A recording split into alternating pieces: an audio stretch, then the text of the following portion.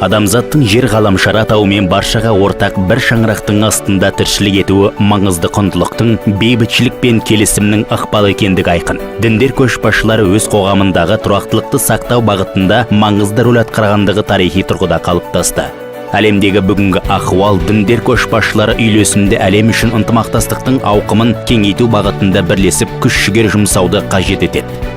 Осы тәрізді үнқатысудың маңыздылығы әлемдік өркениет іс-қимылының заманауи үлгісі бола отыра, біздің әлемнің бірлігі объективті тіршілік ететінін дәлелдейді. Атап айтқанда, 130 этникалық және 18 конфессиялық топ өкілдері татулық пен түсіністікте өмір сүріп жатқан Қазақстанның бірегей тәжірибесі бірлік, келісім, сенім мен өзара түсіністік әлемінің куәлігі атанды. Еліміз тек экономикалық даму сатысында ғана емес, рухани мәдени өркендеу бағытында да өз жолын таба білді.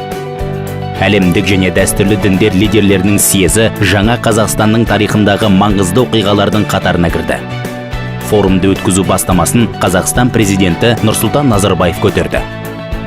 Әлемдік және дәстүрлі діндер көшбасшыларының бірінші съезі 15 жыл бұрын 2003 жылы Астанада өтті. Форум әрбір 3 жылда Қазақстанның ел ордасында өткізіліп келеді. Бүгінде өркениет диалогы тарихының объективті және заңды тұрғыдағы шынайылығы түрлі дін өкілдері өзара тілектестік және мүдделі диалог жүргізу қажеттігін жеткізеді. Бұл ретте тараптар тек әңгіме өрбіту ғана емес, бір-бірінің сөзіне құлақ асып тыңдай білу керек. Биыл ғаламшардағы ірі конфессиялар өкілдері діндер лидерлерінің 6-шы съезін өткізу туралы шешім қабылдады. Іс-шара 2018 жылдың қазан айына жоспарланған. Биылға жоспарланған әлемдік және дәстүрлі діндер лидерлері съезінің ұраны діни көшбасшылар қауіпсіз әлем жолында.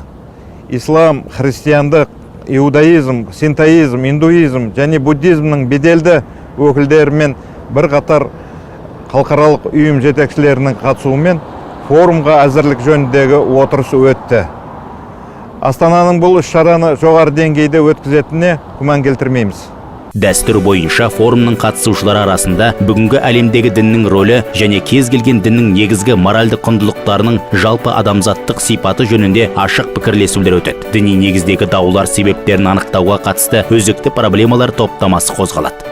Қазіргі әлемде дін лидерлерінің халықаралық өткір мәселелер шешуде рөлі аса маңызды.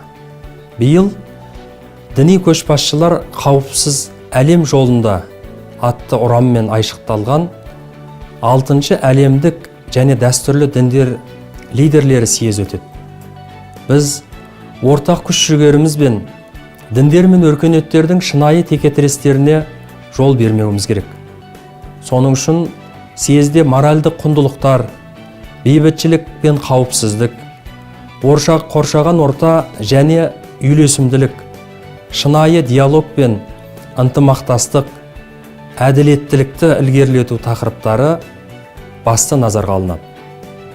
Біз әлемдік және дәстүрлі діндер лидерлері съезін ел ішінде ғана емес, ғаламдық халықаралық қоғамдастықта да Қазақстан Республикасының бейбітшіл саясатының нәтижесін нақтылайтын ерекше оқиға ретінде бағалаймыз. Съездің нәтижелері өркениеттер, мәдениеттер және діндер арасындағы диалогты ілгерілетуде маңызды сындарлы рөл атқарады. Олар адамдарды жақындастыра түсіп, әлемдегі дінаралық өзара түсіністікті нығайтатыны сөзсіз.